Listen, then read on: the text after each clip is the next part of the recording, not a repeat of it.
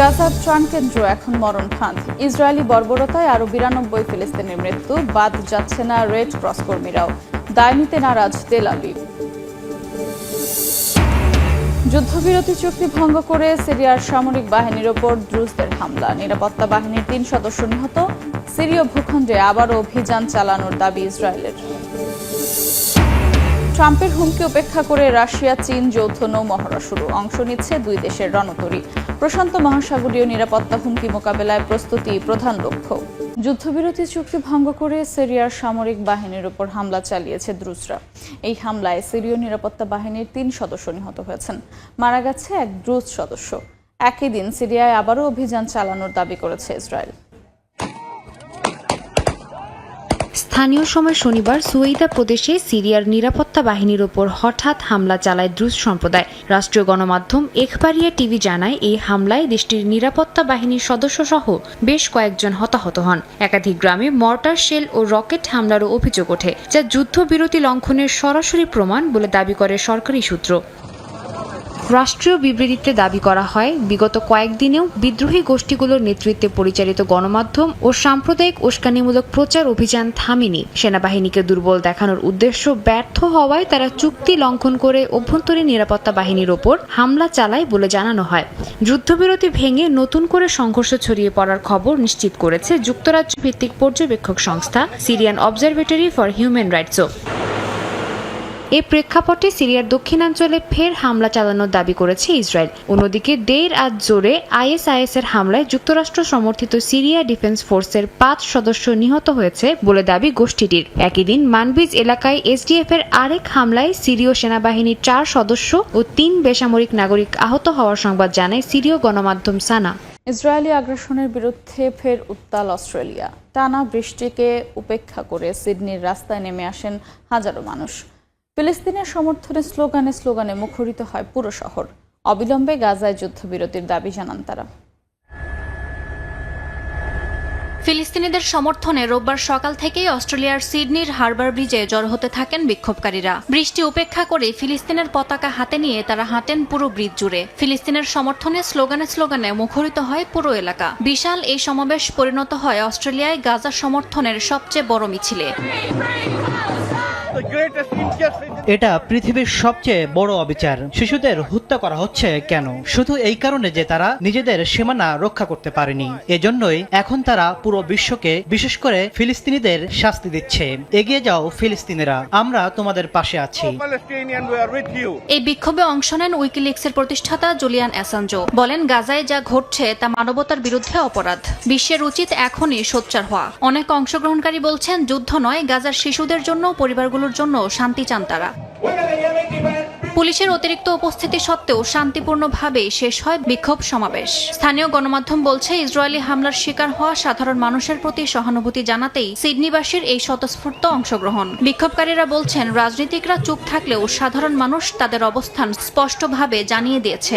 গাজায় ইসরায়েলি হামলায় একদিনে নিহত হয়েছেন 92 ফিলিস্তিনি, যাদের ভেতর 56 জন মারা গেছেন ত্রাণ সংগ্রহ করতে গিয়ে। এদিন হামলায় নিহত হয়েছেন আন্তর্জাতিক রেড ক্রসের কর্মীও। এসব ঘটনার দায় এড়িয়ে উল্টো জাতিসংঘকেই দোষারোপ করছে তেল আবিব। এদিকে গাজা কর্তৃপক্ষের অভিযোগ, পরিকল্পিত দুর্ভিক্ষ সৃষ্টির জন্য 22,000 ট্রাক ত্রাণ আটকে রাখা হয়েছে। গাজায় আগ্রাসন অব্যাহত রেখেছে ইসরায়েল। খাদ্যের খোঁজে আসা মানুষকে পরিণত করছে হামলার লক্ষ্যবস্তুতে। স্থানীয় সময় রোববার রাফা, নেতজারিম ও খান ইউনিস সহ বেশ কয়েকটি এলাকায় হামলা চালায় ইসরায়েলি বাহিনী। হতাহত হন বহু ফিলিস্তিনি। একই দিন খান ইউনিসে অবস্থিত ফিলিস্তিনের রেড ক্রিসেন্ট সোসাইটির একটি ভবনে হামলায় ঘটে হতাহতের ঘটনা। হামলার সময় আন্তর্জাতিক কর্মীরা দায়িত্ব পালনে নিয়োজিত ছিলেন। রেড ক্রস এক বিবৃতিতে জানায়, এই ঘটনায় কোনো ব্যাখ্যা হতে পারে না, এটি সম্পূর্ণ অগ্রহণযোগ্য। 21 মাসের মধ্যে গাজায় যত মানুষ নিহত হয়েছে তা বড় ধরনের মানবিক বিপর্যয় বলে উল্লেখ করে সংস্থাটি।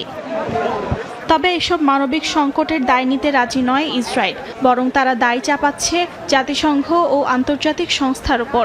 ইসরায়েলি সামরিক প্রশাসন COGAT বলছে, গত এক সপ্তাহে গাজায় 1200 ত্রাণবাহী ট্রাক প্রবেশ করেছে। সেগুলো জাতিসংঘের তত্ত্বাবধানে হস্তান্তর করা হয়েছে।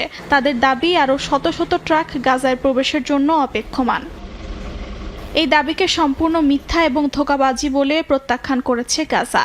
গাজার সরকারি মিডিয়া অফিস জানায়, দুর্ভিক্ষ সৃষ্টির জন্য ইসরায়েল পরিকল্পিতভাবে 22,000 ত্রাণবাহী ট্রাক আটকে রেখেছে, যার বেশিরভাগই জাতিসংঘ, রেড ক্রিসেন্ট ও অন্যান্য আন্তর্জাতিক সংস্থার। রাশিয়ার জলসীমায় মার্কিন প্রেসিডেন্ট ডোনাল্ড ট্রাম্পের সাবমেরিন মোতায়েনের নির্দেশের পর দেখা দিয়েছে মস্কো ওয়াশিংটন উত্তেজনা। এরই মধ্যে সাগরের তলদেশে কার ক্ষমতা সবচেয়ে বেশি তা নিয়েও চলছে নানা আলোচনা। বিশ্লেষকরা বলছেন, যুক্তরাষ্ট্র ও রাশিয়ার বর্তমান পরিস্থিতি আন্তর্জাতিক কূটনীতির ভবিষ্যৎ নিয়ে জটিল প্রশ্ন তুলছে। পরিস্থিতি আরও খারাপ হওয়ার আগে কৌশলগত সংযম এবং পারমাণবিক উত্তেজনা প্রশমন সবচেয়ে বেশি প্রয়োজন। বাণিজ্য ও শুল্ক নিয়ে তীব্র উত্তেজনার মধ্যেই শীতল যুদ্ধ যুগের কৌশলে ফিরে যাচ্ছে বিশ্বের দুই পরাশক্তি যুক্তরাষ্ট্র ও রাশিয়া। সাবেক রুশ প্রেসিডেন্ট দিমিত্রি মেদভেদেভের সাম্প্রতিক এক মন্তব্যের জবাবে শুক্রবার দেশটির জলসীমার কাছে পারমাণবিক সাবমেরিন মোতায়েনের নির্দেশ দিয়েছেন মার্কিন প্রেসিডেন্ট ডোনাল্ড ট্রাম্প। তার এই নির্দেশকে বিশ্ব পরিস্থিতির নাটকীয় মোড় বলে মনে করছেন অনেকে। সাবমেরিন মোতায়েন নিয়ে সমালোচনা বৃদ্ধির মুখে ট্রাম্প তার সিদ্ধান্তকে আক্রমণ নয়, বরং প্রয়োজনীয় সতর্কতা বলে যুক্তি দেখিয়েছেন। বলেছেন, যুক্তরাষ্ট্রের সংঘাত শুরু করার কোনো পরিকল্পনা নেই, তবে একজন উচ্চপদস্থ সাবেক রুশ কর্মকর্তার বেপরোয়া হুমকির পর নীরবে বসে থাকা সম্ভব নয় বলেও স্পষ্ট বার্তা দেন ট্রাম্প। ট্রাম্পের এই পদক্ষেপের পর মস্কো ওয়াশিংটনের মধ্যে সাগরের তলদেশে কার ক্ষমতা সবচেয়ে বেশি তা নিয়েও চলছে চুলচেরা বিশ্লেষণ। মার্কিন নৌবাহিনীর ওহাইও ক্লাস ব্যালিস্টিক ক্ষেপণাস্ত্রবাহী সাবমেরিনগুলোর গোপনে চলাচল ও নির্ভুল নিশানায় পারমাণবিক অস্ত্র ছোড়ার ক্ষমতা রয়েছে। এসব সাবমেরিন বুমার নামে পরিচিত এবং বর্তমানে মার্কিন বাহিনীর বহরে অন্তত 14টি সক্রিয় বুমা রয়েছে। দীর্ঘমেয়াদী নিরাপত্তা টহলের জন্য তৈরি এসব সাবমেরিন বড় ধরনের মেরামত ছাড়াই 15 বছর পর্যন্ত সক্রিয় থাকতে পারে। এছাড়া দেশটি 3 ধরনের পরমাণু চালিত ফাস্ট অ্যাটাক সাবমেরিন পরিচালনা করে। এর মধ্যে ভার্জিনিয়া ক্লাস, সিওল ক্লাস এবং লস অ্যাঞ্জেলেস ক্লাস উল্লেখযোগ্য। এসব সাবমেরিন শত্রু জাহাজ খুঁজে ধ্বংস করতে সক্ষম বলে জানা গেছে।